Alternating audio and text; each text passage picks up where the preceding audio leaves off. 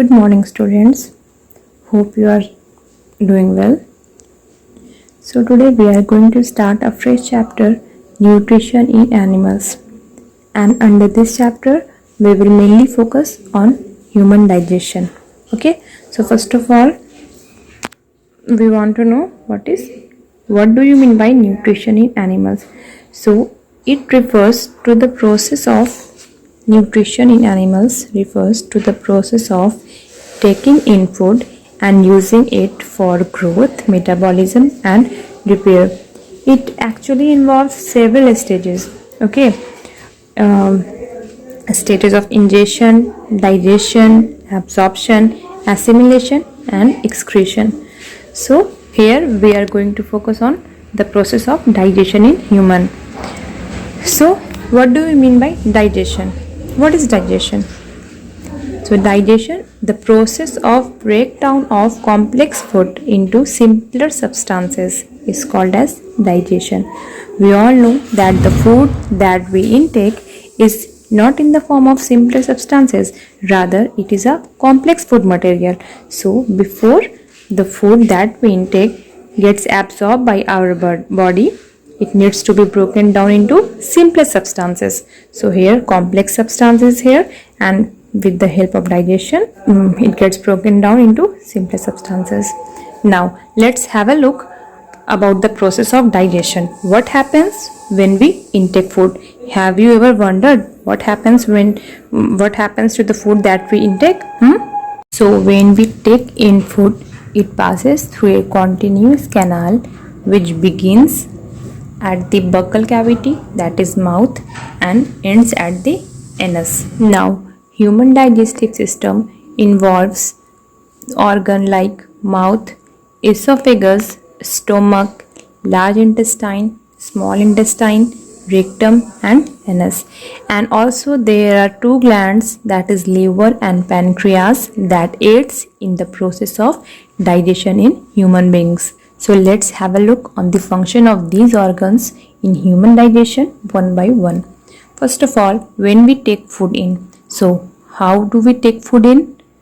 We take food with the help of mouth. As the food goes into the mouth, teeth present in the mouth helps in cutting and chewing of food materials, and the saliva present in our mouth makes the food soft and makes the food also bolus, so that it is easy for the food so that it is easy for swallowing. And the tongue present in the mouth helps in pushing down the food into the food pipe. So from mouth the food passes into the esophagus. Esophagus is also known as food pipe, because esophagus has the tube-like look, so it is called as food pipe. The esophagus helps in passing down of food material from mouth to stomach, where the stomach is a sac-like structure. The stomach, the further digestion of food takes place with the help of several enzymes released by the stomach. Okay, now from stomach the food passes into the small intestine. This is our small intestine. So in the small intestine there are several enzymes released by the liver and pancreas that helps in further breakdown of food.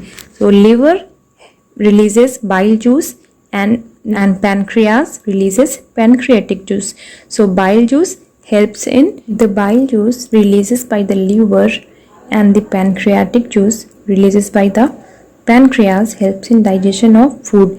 Now the bile juice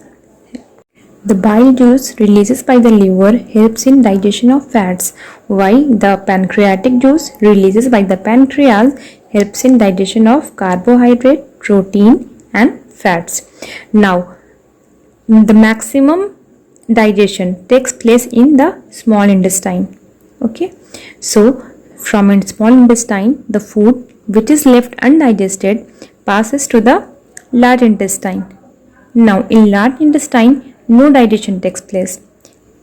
Large intestine only helps in absorption of water from the undigested food material. and the undigested food form the feces, and then from large intestine it passes to the rectum. Here this is rectum, okay, and feces are stored in the rectum for a short time until being passed out. Now the feces are being passed out through anus with the process of excretion. So this is the whole process of digestion in human being, which undergoes a long process, that is from mouth to anus.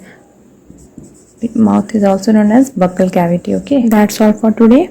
Rest of the things we will discuss in the next class. Thank you.